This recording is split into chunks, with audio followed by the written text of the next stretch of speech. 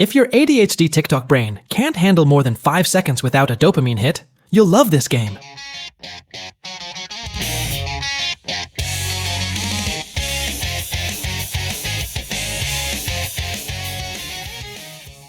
I need to be honest with you about Megabonk.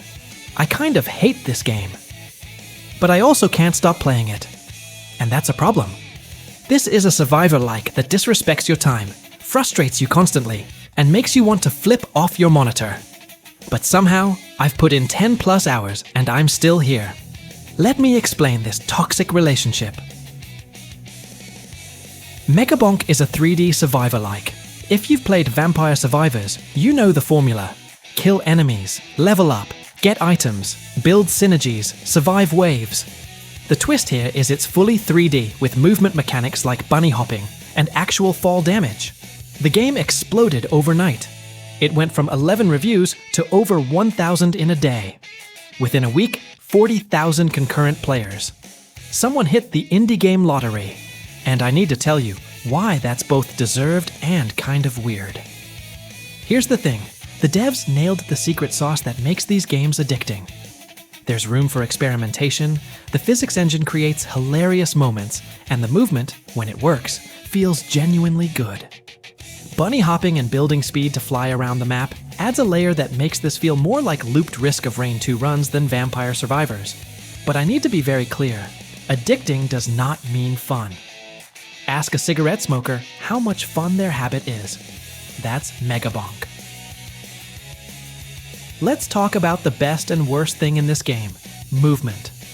When it works, it's the strongest part.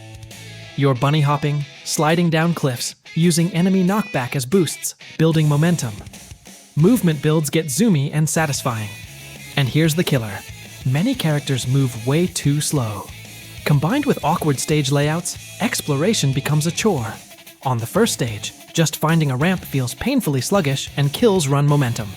You're forced to prioritize movement speed items over fun build options just to not feel terrible. The game also doesn't forgive lost attention. UI elements are on opposite sides of the screen, current gold here, chest cost there, defeating the purpose of quick reference. And the camera? Later in runs when you're swarmed, finding an ideal angle becomes impossible. You're playing the camera as much as the game. Now the build system. This is where it gets frustrating.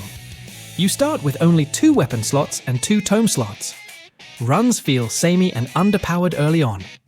There are cool weapons and tomes, but after playing extensively, only about 4 tomes and 6 weapons feel actually good.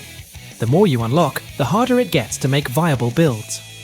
This is the primary flaw of the genre, and Megabonk suffers from it hard. The game has a late unlock that lets you disable items per run, which helps, but you have to set it up every single run. And it only works on unlocked items. Skip and banish mechanics exist, but they consume your level up opportunity. No power boost, just wasted experience. This means you fall behind and become too weak to kill enemies for XP. You will die in the first 3 to 5 minutes constantly due to bad RNG, even with items turned off. Meta progression doesn't boost your stats, damage, cooldowns, movement. It mainly unlocks extra slots and item management tools. This makes runs more consistent, but not more exciting. You don't feel stronger over time between runs. You will hit a wall. After some hours, the grind becomes real. The wall doesn't feel good in this game compared to other survivor-likes. Targeting is entirely automatic. No manual aiming. The game decides what to hit, and you will die because it targets random enemies instead of the one on your tail. The recent nearest enemy tweak helps, but it's still not as good as manual control. Scaling is overtuned. Weak characters need perfect runs, or they get nowhere. There are Tier 2 and almost impossible Tier 3 maps and bosses, but with no passive meta upgrades, you're stuck with what you've got. And the final spawning waves? You get pushed around like crazy by knockback. You can't reach the end portal, you just get bounced around for minutes until scaling kills you. It's stupid. Some characters feel extremely underpowered because their passives don't scale or are useless. Only a few characters feel fun to play for harder content. Current content. 2 stages, forest and desert. There's a castle level in the trailer, but it's unreleased. After hours of play, you'll get sick of the same scenery. I hate desert levels, so being stuck here is tiring.